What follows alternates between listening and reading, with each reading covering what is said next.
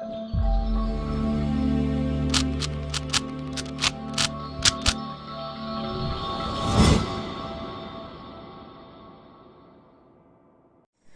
Guys, I hope you like my videos. If you like my videos please like share and subscribe our channel. आज हम लोग class 12th macro economics chapter 10 government budget and economic का part 2 आपके साथ discuss करेंगे, जिसमें आज हम डिस्कस करेंगे बजटेड रिसिप्ट.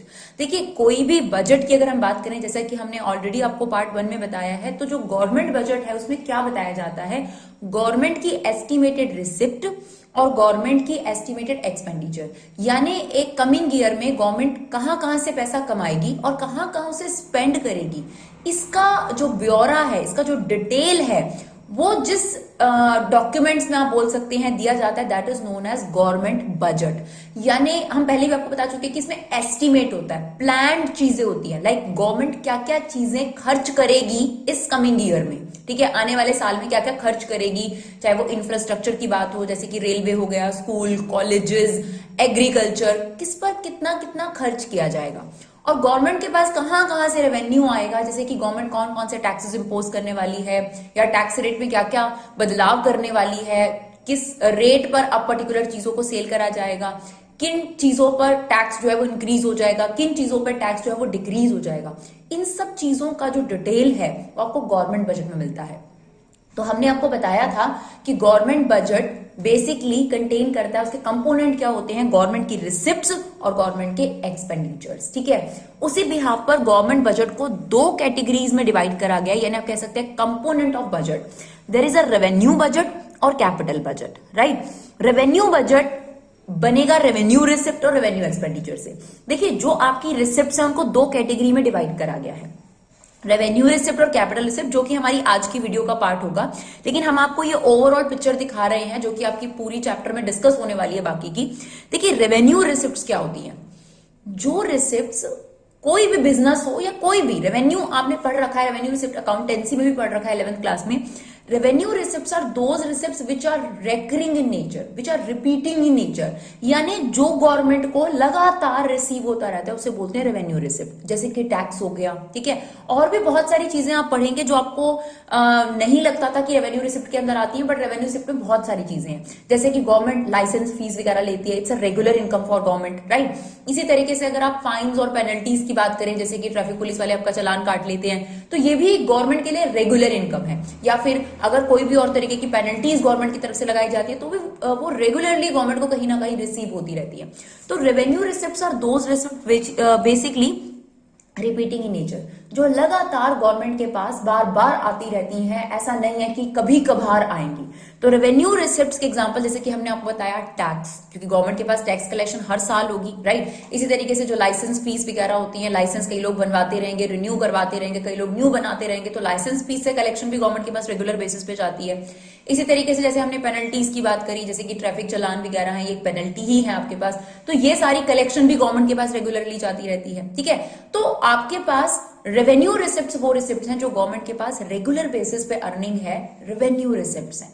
ठीक है जी, जैसे अगर आप एक कंपनी में जॉब करते हैं, तो अगर आपकी जो सैलरी है वो आपकी रेवेन्यू रिसिप्ट्स है. ठीक है, लेकिन आपका करोड़पति में जाकर एकदम जो है आपको 30 लाख रुपए जीत गए या 25 लाख रुपए जीत गए, वो आपकी कैपिटल रिसिप्ट्स है, जो कभी कभार होती है आपके पास. राइट, तो revenue receipts are those receipt which are repeating, which are recurring in nature. On the other hand, capital receipts are non recurring, non repeating, जो बार बार नहीं होती, जो आपके पास कभी कभार होती हैं, उनको हम बोलते हैं कैपिटल रिसिप्ट. एग्जांपल चाहिए हमें कैपिटल रिसिप्ट के, बिल्कुल देंगे आपको. पहले आपको एक छोटा सा एग्जांपल दे देते हैं, बोरोइंग्स. जैसे फॉर एग्जांपल आप बैंक से जाके लोन ले लेते हैं अपना घर बनाने के लिए, तो क्या आप रेगुलर बेसिस पर, क्या आप हर 2 साल बाद, हर 3 साल बाद जाके बैंक से लोन ले लेते हैं? नहीं. तो ये किस तरीके का एग्जांपल है, ये आपके पास है कैपिटल रिसिप्ट्स. ठीक है, या फिर आपने अपनी कोई एसेट बेच दी, उससे आपके पास पैसा आ गया. ठीक है, ये जो पैसा आया है, क्या आप ये रेगुलर काम करते हैं? नहीं. आपने अपना घर बेच दिया, या आपने अपनी गाड़ी बेच दी, या आपने अपना कोई प्लॉट बेच दिया, इस तरीके की जब चीजों से आपके पास पैसा रिसीविंग होती है, तो ये कभी कभार होती है, रेगुलर नहीं है, तो इसको बोलते हैं कैपिटल रिसिप्ट. अच्छा, कई बार स्टूडेंट रेगुलर का मतलब रोज रोज समझ लेते हैं, डेली समझ लेते हैं. नहीं, हम ये नहीं कह रहे कि डेली हो, हो सकता है हर साल हो सकता है हर 6 महीने में हो। मतलब आप ये कह सकते हैं रेवेन्यू रिसिप्ट्स को कि लगातार होने वाली इनकम। ऐसा नहीं है कि 5 सालों में कोई एक बार मिलेगी या फिर हो सकता है अगले 6 सालों में। तो जिसका कोई आप कह सकते हो कोई पीरियोडिक पीरियड नहीं कंफर्म कि हाँ मुझे 1 साल में ही मिलेगी, वो आपके पास कैपिटल रिसिप्ट्स होती हैं।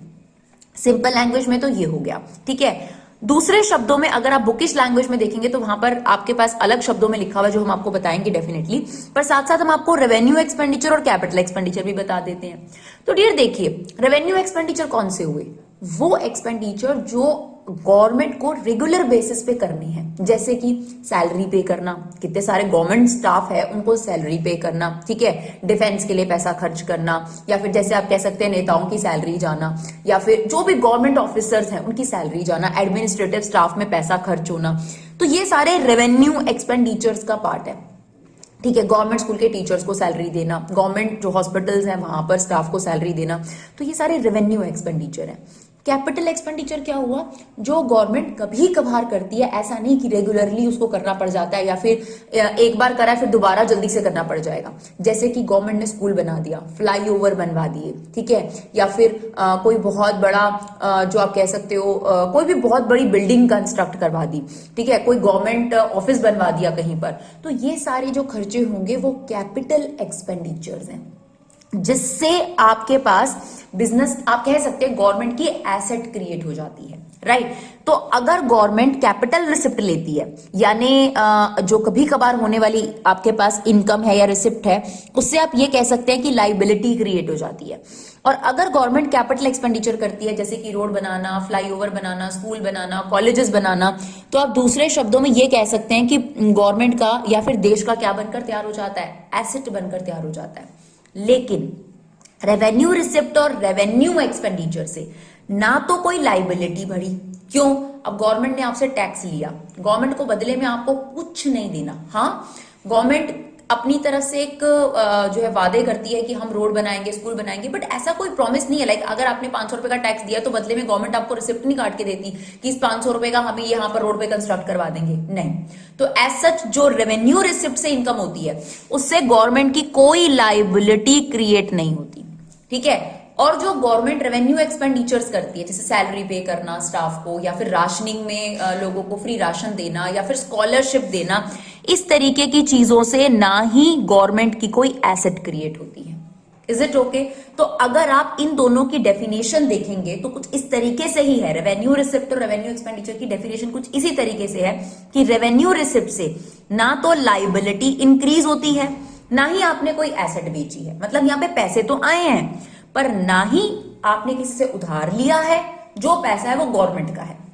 टैक्स से लिया गया पैसा, पेनल्टी से लिया गया पैसा, फीस से लिया गया पैसा, सब गवर्नमेंट का है। गवर्नमेंट को कोई लाइबिलिटी नहीं राइज हो रही, और ना ही इस तरीके की रिसिप्ट करने से गवर्नमेंट को कुछ एसेट सेल करना पड़ा, जिसको बोलते हैं डिसइन्वेस्टमेंट। गवर्नमेंट के जो पब्लिक सेक्टर यूनिट होते हैं उनको बेचने की जरूरत नहीं पड़ी। तो रेवेन्यू रिसिप्ट से ना तो आपकी लाइबिलिटी बढ़ी, ना ही आपकी एसेट कम हुई, फिर भी पैसा आ गया, ठीक है। जबकि कैपिटल रिसिप्ट में क्या हुआ? या तो आपने बोरो किया है या आपने कोई एसेट बेची है, तब जाके आपकी कैपिटल रिसिप्ट अराइज हुई है। दैट मीन्स कैपिटल रिसिप्ट से या तो आपकी लाइबिलिटी इंक्रीज होती है या फिर आपकी एसेट जो है वो डिक्रीज होगी। दोनों में से कोई एक इफेक्ट आपको देखने को जरूर मिलेगा, ठीक है। ध्यान रखिएगा, दोनों की डेफिनेशन सेम है काफी हद तक। जब आप रेवेन्यू रिसिप्ट की बात कर रहे हैं तो पैसा आ रहा है, लेकिन पैसा आने के लिए ना तो लाइबिलिटी बढ़ी, ना आपको एसेट बेचनी पड़ी। सिमिलरली अगर मैं रेवेन्यू एक्सपेंडिचर की बात करूं, ना तो कोई एसेट इंक्रीज हुई, ना ही कोई लाइबिलिटी आपने पे ऑफ करी है। मतलब पैसा तो खर्च किया बट आपने कोई बोरोइंग्स नहीं हटाई, कोई रीपेमेंट भी नहीं करी, और ना ही कोई एसेट क्रिएट हुई। सिर्फ खर्च हो गया आपके पास पैसा, और बदले में आपने सर्विसेज ले ली जो उसी टाइम कंज्यूम हो जाती है। लेकिन अगर मैं कैपिटल एक्सपेंडिचर की बात करूं, जैसे रोड बनाना, फ्लाईओवर बनाना, स्कूल बनाना, तो यहां पर क्या हुआ? आपके पास एसेट क्रिएट हो गई। ये आपका दोनों में से कुछ नहीं हुआ। यहां पर क्या हुआ? एसेट इंक्रीज हो गई, या फिर आपने क्या करा, जो लोन ले रखा था वो आपने पे कर दिया, तो आपकी लाइबिलिटी डिक्रीज हो गई। तो बहुत सिंपल सी बात है, इन दोनों में पैसा आ रहा है, ठीक है। यहां पर पैसा आ रहा है बट ना तो आप लोन ले रहे हो ना आप एसेट बेच रहे हो। यहां पे पैसा आ तो रहा है कैपिटल रिसिप्ट में, या तो आप बोरो कर रहे हो या आप अपनी एसेट बेच रहे हो, सिंपल सी बात, ठीक है। इन दोनों को देखिए, आपने खर्चा तो किया बट ना तो आपकी कोई एसेट खरीदी गई ना आपने लोन पे करा। यहां पर आपने खर्चा तो किया लेकिन उस खर्चे से या तो आपके पास कोई एसेट बढ़ गई या आपकी लाइबिलिटी उतर गई। तो आई होप आपको जो ये ओवरव्यू है वो क्लियर हो गया हो। अब हम रेवेन्यू बजट के बारे में बात कर रहे थे कि उसमें दो चीजें आती है, रेवेन्यू रिसिप्ट और रेवेन्यू एक्सपेंडिचर्स, ठीक है। और कैपिटल बजट की बात करें तो कैपिटल रिसिप्ट और कैपिटल एक्सपेंडिचर, जिसमें से आपको चारों कंपोनेंट आई होप क्लियर हो गए होंगे। अगर हम गवर्नमेंट बजट की बात करें तो उसमें 4 कंपोनेंट हो गए ना, रिसिप्ट, रेवेन्यू रिसिप्ट भी है, कैपिटल रिसिप्ट भी है, ठीक है, और एक्सपेंडिचर, रेवेन्यू एक्सपेंडिचर भी है, कैपिटल भी। ये रेगुलर खर्चा, रेकरिंग खर्चा, ये आपके पास सॉरी रेवेन्यू रिसिप्ट मतलब रेगुलर रिसिप्ट और रेकरिंग रिसिप्ट, ये आपका रेगुलर खर्चा, रिपीटिंग खर्चा और आप कह सकते हैं रेकरिंग खर्चा।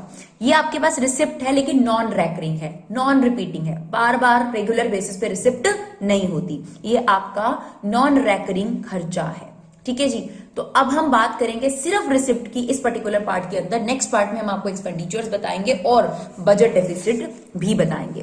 तो चलिए सबसे पहले रेवेन्यू रिसिप्ट की बात करते हैं। तो हमने इसको डिफाइन जो है वो आप लोगों को कर दिया है कि रेवेन्यू रिसिप्ट की क्या डेफिनेशन है। Those receipt which are recurring in nature, जो बिजनेस के लिए लगातार होती हैं, पहली चीज। दूसरा फीचर, ना तो इनसे आपकी लाइबिलिटी बढ़ी है, ना तो आपने किसी से उधार लिया है गवर्नमेंट ने, ना ही गवर्नमेंट ने कोई एसेट बेची है। तो क्या 3 फीचर्स हो गए अगर हम रेवेन्यू रिसिप्ट्स की बात करें।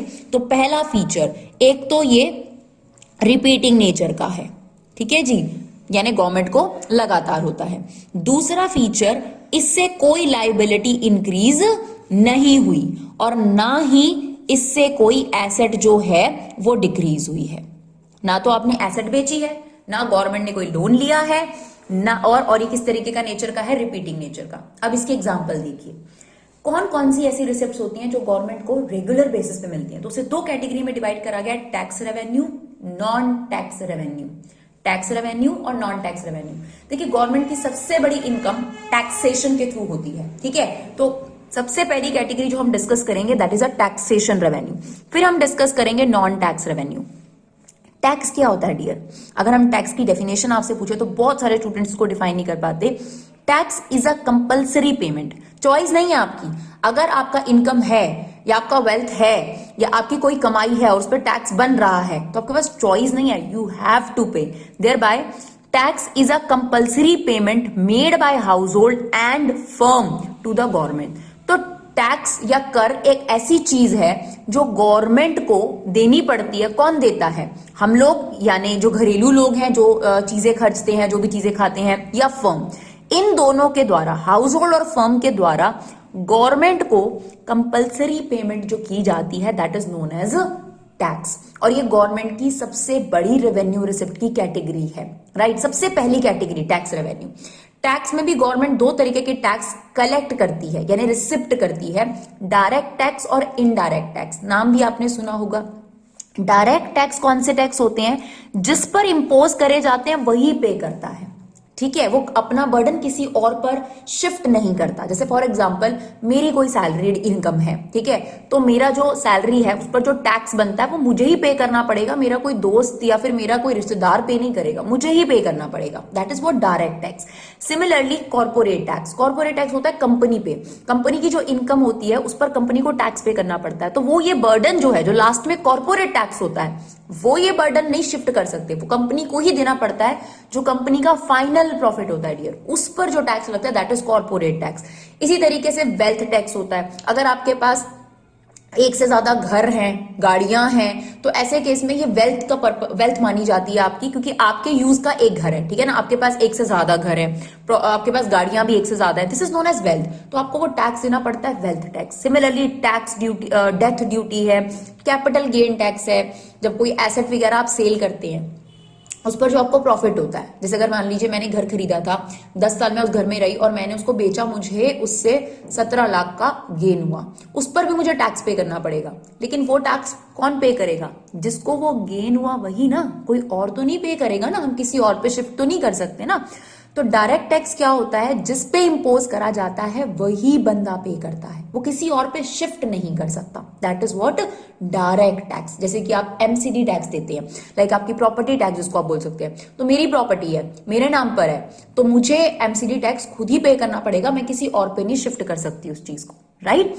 इनडायरेक्ट टैक्स ऑब्वियसली अपोजिट होता है, मैन्युफैक्चरर पे लगाया जाता है, सेलर पर लगाया जाता है, लेकिन वो प्रोडक्ट की कॉस्ट में जोड़कर कस्टमर से रिसीव कर लेता है, यानी उसका बर्डन शिफ्ट कर देता है। जैसे कि आप मूवी हॉल में जाते हैं, आपको पता है कि जो एक मूवी टिकट है, मान लीजिए 100 रुपीज की है, उस पर 75 रुपीज का टैक्स लगा है, तो वो आपसे 175 रुपीज ले लेगा इंक्लूसिव टैक्सेस। तो बर्डन तो जो है वो सिनेमा हॉल मालिक पे लगाया गया था एंटरटेनमेंट टैक्स के नाम से, लेकिन वो आपसे रिसीव कर लिया गया। सिमिलरली आपने सुना है गुड्स एंड सर्विसेज टैक्स, जो बहुत फेमस है, जीएसटी, उसमें भी यही होता है कि जैसे आप कोई भी प्रोडक्ट मार्केट में परचेज करने जाते हैं, वो जो ये टैक्स है, ये सेल्स का टैक्स है, आपने तो परचेज करा है, सेल्स का टैक्स है, तो लगाया तो मैन्युफैक्चरर पे जाता है, सेलर पे जाता है, लेकिन वो आप पर शिफ्ट कर देता है और आपसे वो चार्ज कर लेता है। That is what indirect tax. यानी देखा जाए तो घुमा फिराकर गवर्नमेंट चाहे डायरेक्ट टैक्स है चाहे इनडायरेक्ट टैक्स है, वो हाउस होल्ड से ही रिसीव कर लेती है। कॉर्पोरेट टैक्स एक ऐसा टैक्स है जो फर्म को खुद अपना टैक्स पे करना पड़ता है। तो हम ये नहीं कह रहे कि फर्म को टैक्स देना नहीं पड़ता, लेकिन हाउस होल्ड दोनों तरीके के टैक्स पे करता है। डायरेक्ट भी पे करता है, लाइक अपनी प्रॉपर्टी पर, अपनी इनकम पर, उस पर तो पे करता ही है, अपनी वेल्थ पर, बट जो वो प्रोडक्ट बाय करता है उस पर भी उसको टैक्स देना पड़ता है। इवन आपने पढ़ा है कि हम कोई सर्विसेज रिसीव करते हैं तो उस पर भी हमें टैक्स देना पड़ता है। रेंट हमने दिया, स्टेशनरी परचेज करी, तो ऐसे बहुत सारे, आपने 11th क्लास की अकाउंटेंसी में अगर पढ़ा हो तो टैक्स आपको पे करना पड़ता है, दैट इज जीएसटी। ठीक है, जो भी परचेजर है। तो indirect tax are those tax जिसका बर्डन शिफ्ट कर दिया जाता है, यानी जिस पर वो टैक्स इंपोज किया जाता है, जिस पे वो टैक्स लगाया जाता है, वो खुद नहीं पे करता, वो आगे शिफ्ट कर देता है। लेकिन डायरेक्ट टैक्स में ऐसी कोई शिफ्टिंग नहीं होती, और जो गवर्नमेंट है उसको इन दोनों तरीके से ही टैक्स रिसीविंग होती है। और एक खास बात, अगर आप डायरेक्ट टैक्स की बात करें तो डायरेक्ट टैक्स बहुत कम लोग पे करते हैं। ठीक है, जैसे रेंटल इनकम होती है, हम लोग, आप लोगों ने सुना होगा कि बहुत सारे लोग प्रॉपर्टी को रेंट पे चढ़ाते हैं। ठीक है, तो जो आपको रेंट से कमाई होती है ना, उस पर भी आपको टैक्स देना होता है। बट कितने लोग रेंटल इनकम पर टैक्स देते हैं? इनकम टैक्स भी बहुत लोग छुपाते हैं। तो डायरेक्ट टैक्स से गवर्नमेंट के पास बहुत कम कलेक्शन होती है कंपैरेटिवली अगर हम इनडायरेक्ट टैक्स की बात करें। यानी अगर गवर्नमेंट का टैक्स कलेक्शन है, तो मैं एक रफ फिगर बताने की कोशिश कर रही हूं, 89% जो है गवर्नमेंट को जो टैक्स मिलता है वो इनडायरेक्ट टैक्स कैटेगरी से मिलता है, और सिर्फ 11% टैक्स ही डायरेक्ट टैक्स आ पाता है। बहुत सारे लोग डायरेक्ट टैक्स बचा लेते हैं, लेकिन इनडायरेक्ट टैक्स आप बचा नहीं पाते हैं, बिकॉज जो सेलर है उसको आपके लिए रिसिप्ट काटनी पड़ती है, और जहां पर प्योरली नजर आता है गवर्नमेंट जो है वो किस पर एक्शन लेगी फिर ऐसे केस में, मैन्युफैक्चरर पर या सेलर पर। तो वो अपने आप को सेव करने के लिए हर चीज का डॉक्यूमेंटेशन करता है, और क्योंकि डॉक्यूमेंटेशन होता है तो क्लियर टैक्स जो है वो गवर्नमेंट के पास चला जाता है, राइट। तो ये आपका सबसे पहला रेवेन्यू रिसिप्ट था, टैक्स रेवेन्यू, जिसमें गवर्नमेंट जो है टैक्स कलेक्ट करती है, और सबसे बड़ी रिसिप्ट गवर्नमेंट को इसी से होती है। दो तरीके के आपने पढ़े, डायरेक्ट टैक्स और इनडायरेक्ट टैक्स। बट सिर्फ टैक्स से ही गवर्नमेंट को रिसिप्ट नहीं होती, ऐसा हमें लगता है कि सिर्फ यही कलेक्शन है और इससे गवर्नमेंट क्या क्या खर्च करेगी। जानिए और कौन सी चीजें हैं जिससे गवर्नमेंट को रेगुलर बेसिस पर इनकम होती है और गवर्नमेंट उसे अपनी रेवेन्यू रिसिप्ट का पार्ट मानती है। तो सबसे पहला है इंटरेस्ट।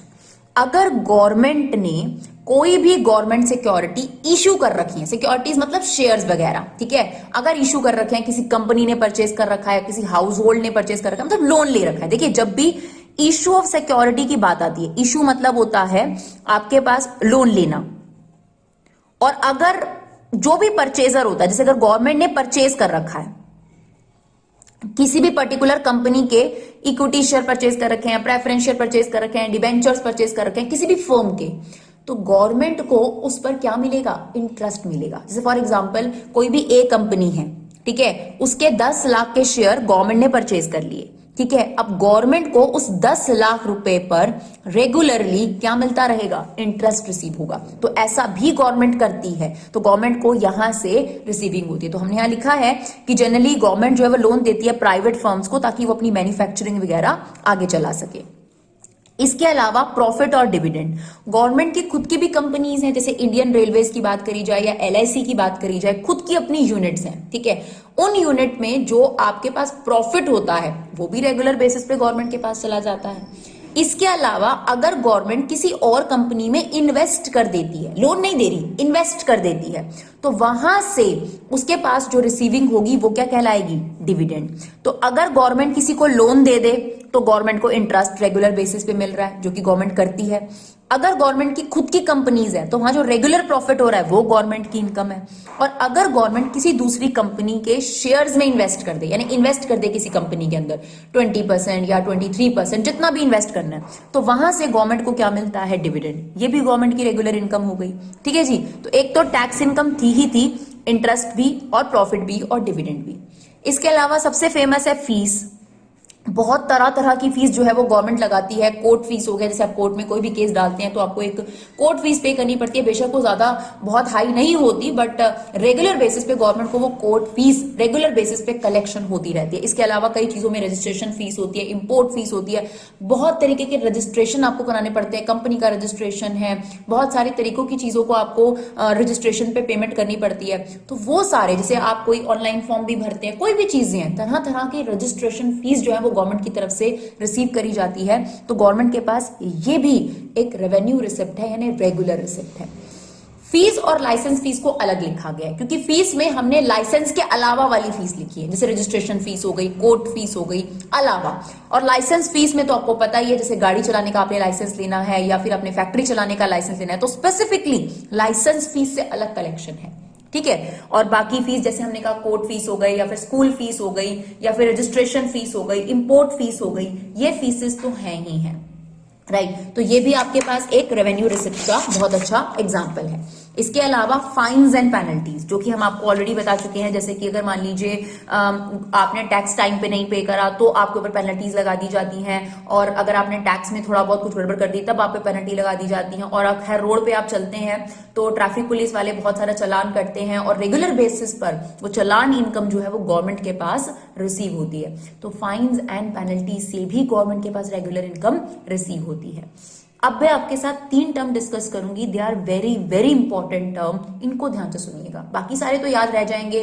टैक्स से गवर्नमेंट को इनकम होती है, इंटरेस्ट से गवर्नमेंट को इनकम होती है, प्रॉफिट मिलता है गवर्नमेंट को अपनी कंपनीज का, गवर्नमेंट कहीं और इन्वेस्ट कर दे तो डिविडेंड आ जाएगा।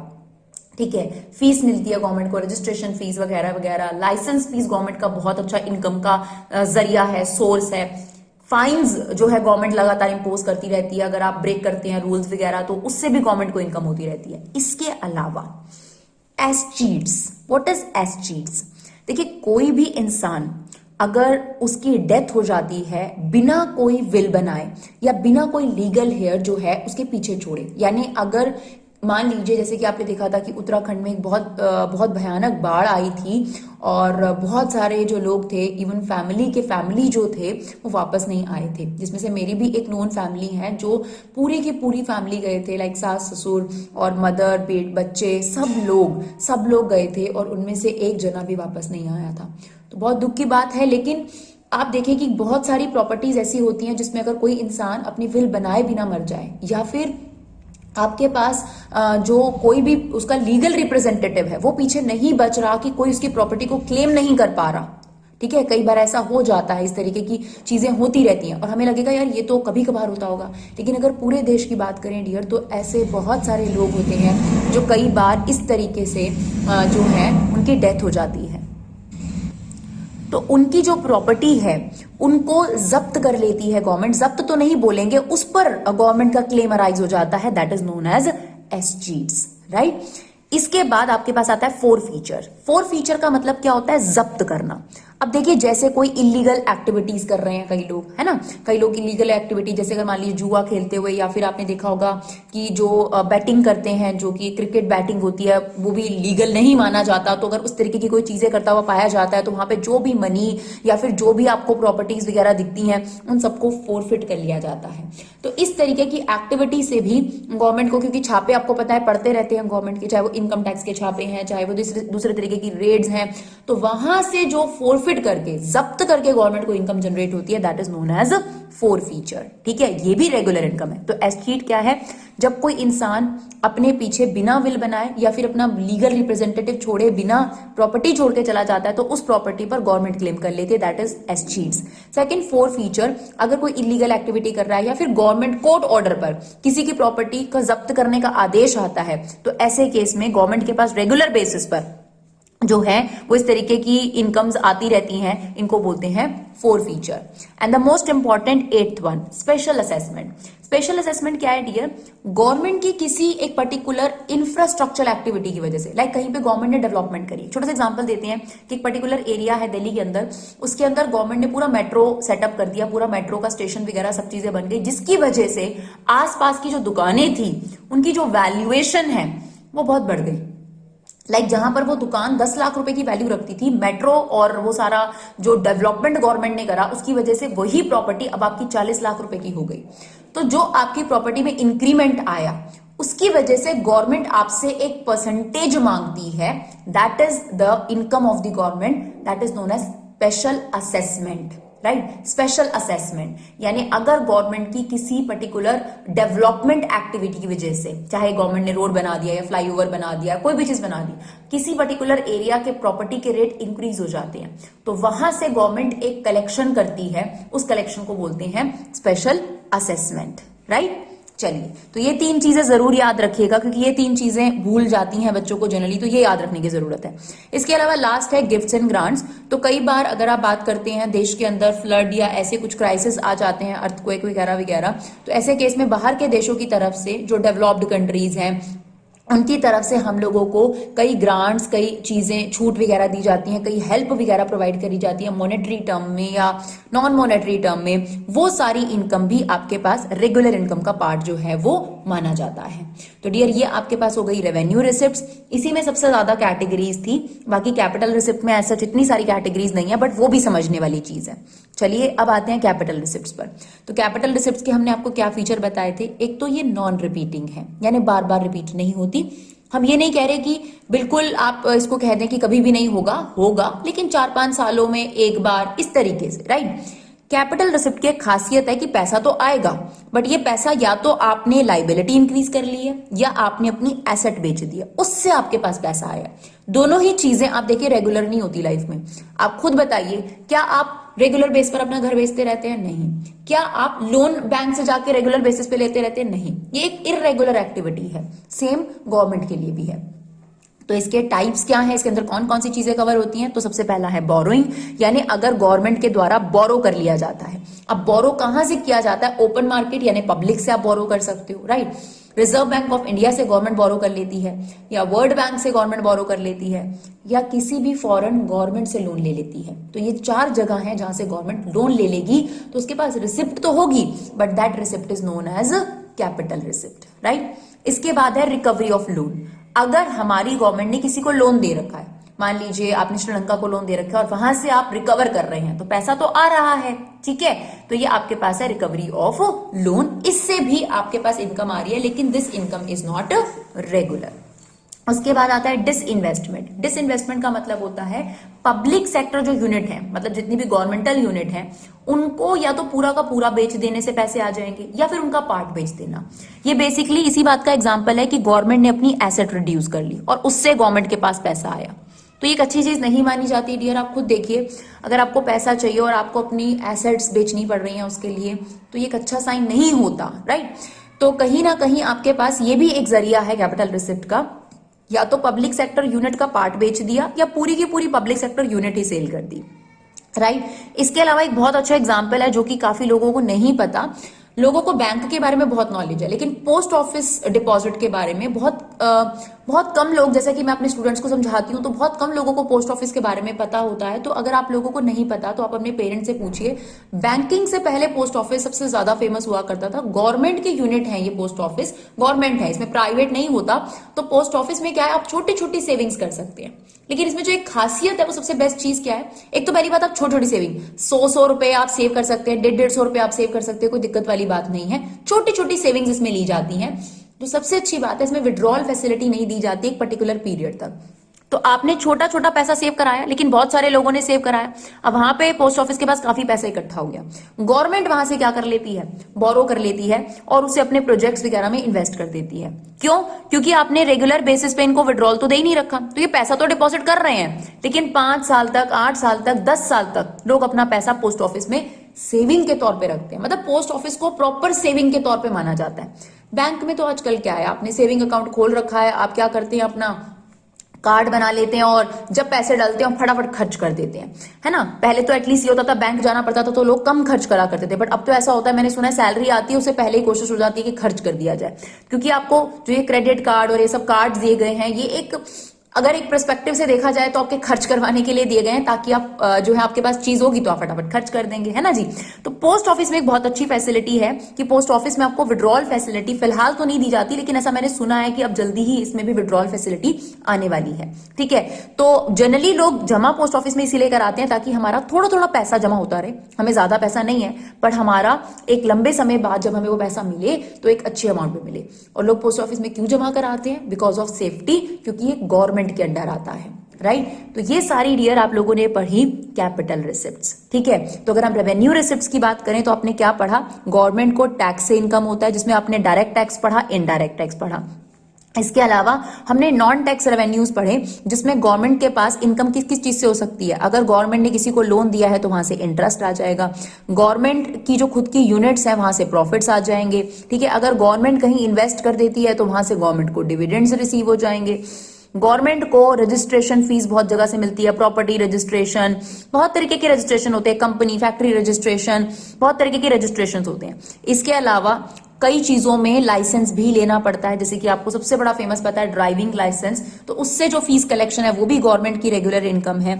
फिर हमने बात करी थी, अगर हम बात करें एस चीट्स की, यानी कोई भी इंसान अगर प्रॉपर्टी अपनी छोड़ के चला जाता है बिना किसी विल बनाए और पीछे अपने पास कोई भी लीगल हेयर छोड़े, तो उसकी प्रॉपर्टी पर क्लेम कर लेती है गवर्नमेंट। इसके अलावा फोर फीचर, मतलब गवर्नमेंट के द्वारा प्रॉपर्टी को जब्त कर लेना, या तो कोर्ट का ऑर्डर है, या कोई इलीगल एक्टिविटी कोई कर रहा था, जैसे कि मैंने आपको एग्जाम्पल दिखाया कि बैटिंग कर रहे थे कहीं पर और वो इलीगल माना जाता है, तो वहां पे गवर्नमेंट का छापा पड़ा या पुलिस वालों का छापा पड़ा और उनकी प्रॉपर्टी, उनके लैपटॉप और वहां पे जितना भी पैसा था वो गवर्नमेंट जो पुलिस वाले हैं वो जब्त करके ले आए। तो ये सारा किसके पास जाएगा? गवर्नमेंट के ही पॉकेट में जाएगा, राइट।